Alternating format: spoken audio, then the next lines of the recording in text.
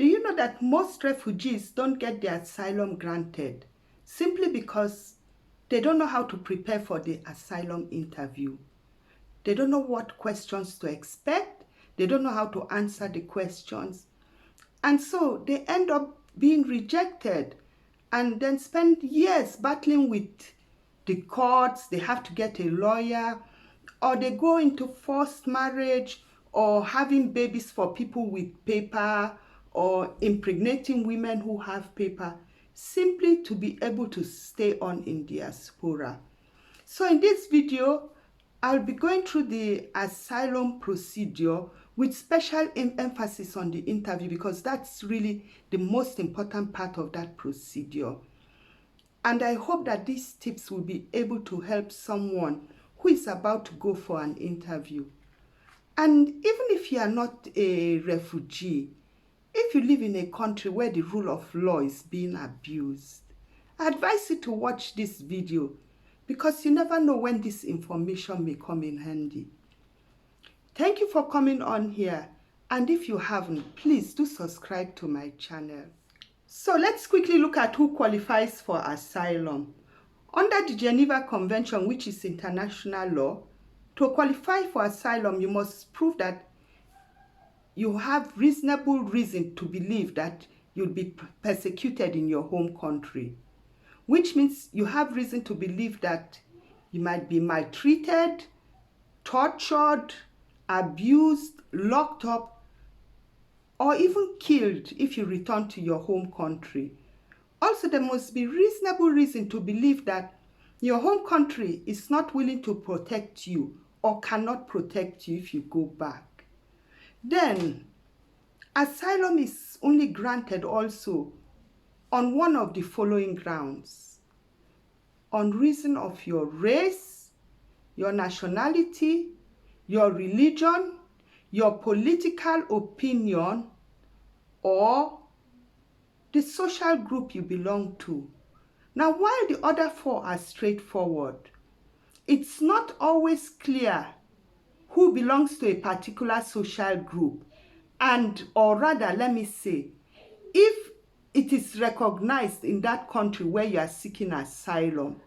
For instance, in some countries, people recognize women who are scared of being circumcised as belonging to a social group that deserves to be protected. But in other countries, they don't. In many countries, homosexuals belong to a social group that needs to be protected from persecution. So you always really need to find out in your country, if you are going on grounds of belonging to a social group, you need to find out, does this group or reason qualify in the country that I'm seeking asylum, so that you know if your asylum application will be successful. Then, of course, sometimes people are granted asylum for reason of there being war in their country, but it's not the same type of asylum like the regular asylum being given to people for those other 5 grounds I mentioned. And as soon as the war is over, you need to go back. And also sometimes on humanitarian grounds, if somebody is really very sick, or something that is really tragic has happened to them in their life, you might be granted a stay, kind of like an asylum on humanitarian grounds too. First, come in contact with the authorities to seek asylum. They'll probably take down your name, your particulars, what country you're coming from, your last address there, how you came into their country.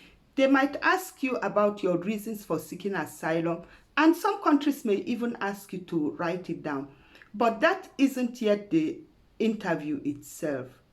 So after your whole data has been taken down, probably also printed and all, you'll be given a place to stay, you'll be fed, and then you'll get an appointment for your asylum interview, which is actually the decisive interview, which determines if you would get that refugee status or not. So in this period, while waiting for the interview, What you need to do is gather together all evidence you have. It doesn't matter how irrelevant you think that evidence is. If you were locked up in a police station and you don't have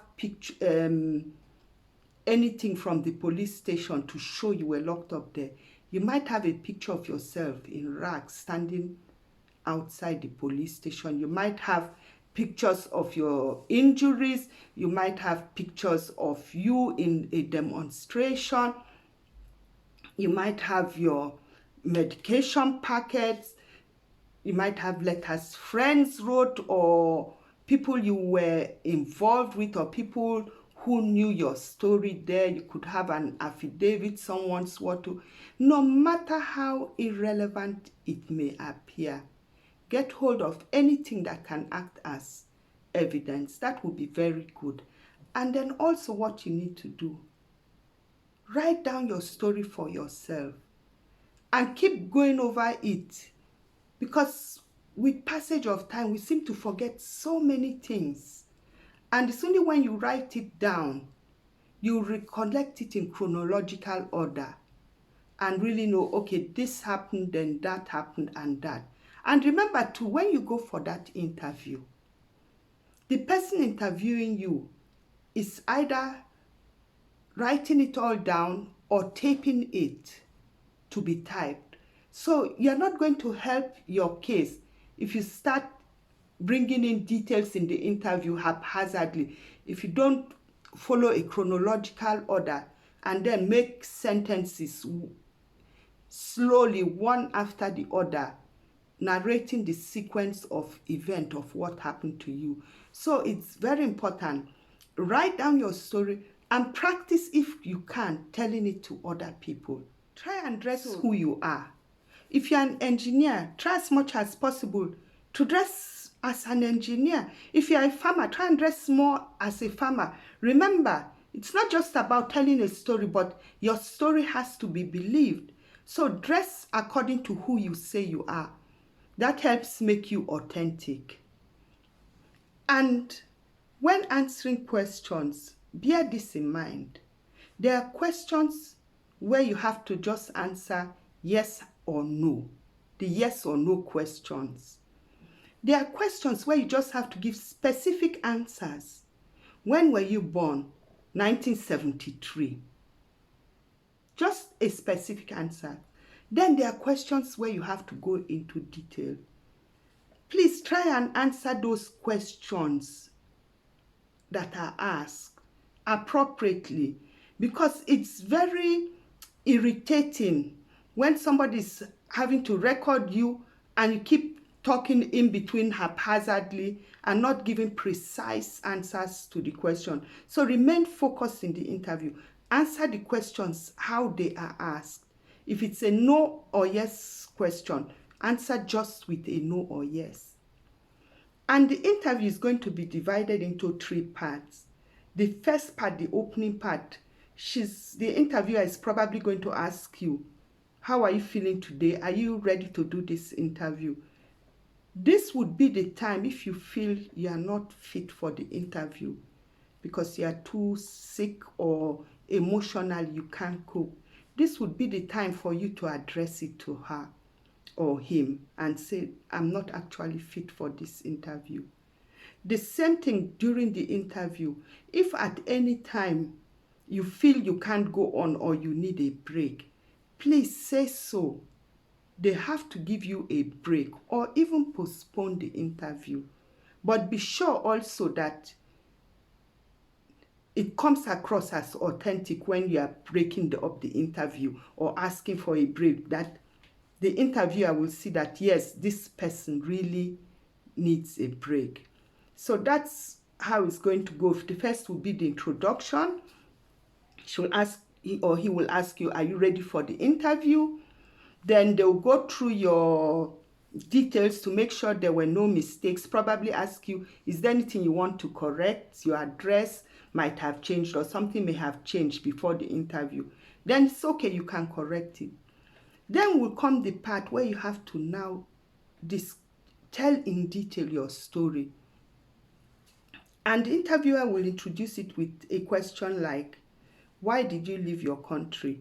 Or why are you seeking asylum? And after this main part of the interview where you tell your story, will come the conclusion where the interviewer would ask you if you have anything else to add. And then the interviewer would also let you know how you would hear from them. So that's how the interview procedure goes. Now, the first part and the last part are not complicated. But what is complicated or difficult, where the challenge lies, is the part where you have to tell your story. For your interview, you have to prove two things. You have to prove that through your story, what happened to you, you are qualified for asylum. And you also have to prove that it really happened to you. Also remember that you are going in for an interview. An interview is not just about you telling your story. It's about you being asked questions. You're going to be asked a lot of questions, not just for the interviewer to understand your story, but also for the interviewer to make sure that you are telling the truth. So there are going to be a lot of questions that go into detail on almost about everything. If you go there and you say you are a doctor, they're going to start asking you some questions on medicine. If you go there saying you were a student of chemistry, the interviewer might start asking you some chemical formulas. So there are going to be a lot of questions. If you say you come from Cameroon, they're going to ask you some questions on Cameroon. Very simple questions. What does a cola cost in Cameroon? What color are the taxis? What money do they use there? So for everything you tell in your story, be sure that you are going to be asked questions that are so basic and so matter of fact that if you don't know the answer to them, it's obvious that you are not telling the truth, or at least that's what the interviewer will suspect. So be very focused on the questions and be prepared to answer them. And if for any reason you don't understand the question properly, please ask the interviewer to rephrase the question. Be clear about it. Please, I don't understand your question. Can you ask it in another way? When telling your asylum story, pay attention to detail. Details are even more important than the story. And that's when most people lose it. They don't pay attention to details. Pay attention to details. Because remember, you are not just proving that this story qualifies me for asylum. You are proving that this story really happened to you. So when you are telling a story, your whole body language, your facial expression, your voice must show that such a thing happened to you. You can't sit there as a woman and say, I was raped, and then after I was raped, the men left me there. You continue with the story. No. A typical interviewer sitting there would expect you to break down at that moment you say you were raped. Would expect you probably not to be even to continue telling your story. So even if you think you have to behave yourself or impress the interviewer, remember that if you don't show the emotions appropriate to your story, you just don't look real. So show the emotions and pay particular attention to small details around the story, because it's these small details that make people to really believe such a thing happened to you. For instance, when they were dragging me into the room, one man was shouting, "Let's kill her." The other one said, "No, we will rape her." The man standing on my right pulled me by my hair. The other one slapped me on my leg. Such small details around the story, those are the things that make the story believable. that prove that it actually happened to you. Just the same thing like a question when they would ask you, you say you were locked up for 4 days. Tell me, how was it in the cell? Then you'd probably say something like, yes, I was there, it was cold. No, you have to describe the cell in detail. The floor was hard, there was no light coming in. Was there a toilet or not? How many people were in the room? How did you sleep? What kind of food were you given? Were you taken out of the cell at times? Were there insects biting you? How was your emotional frame of mind in the cell? You were scared.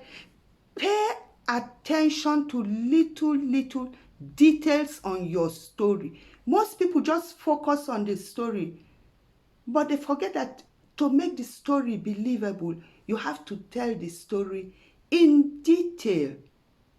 Because for every human being, even if you were asked to explain the last 1 hour of your life, if it really happened to you, you would not just say, I went from the market to the office and then back. You'll be able to tell the little details of what happened. Yes, I entered in my car, or I was walking, then one man annoyingly looked at me, or there'll be so much detail in the story. It won't be a skeleton story. And that's where most people applying for asylum lose it. So that's the most important tip, and what I would really encourage you: fill up your story with a lot of details. That's what will make your story authentic. Keep your story as simple as possible, telling the events as they happened in order, and fill the events with details. And focus on the questions.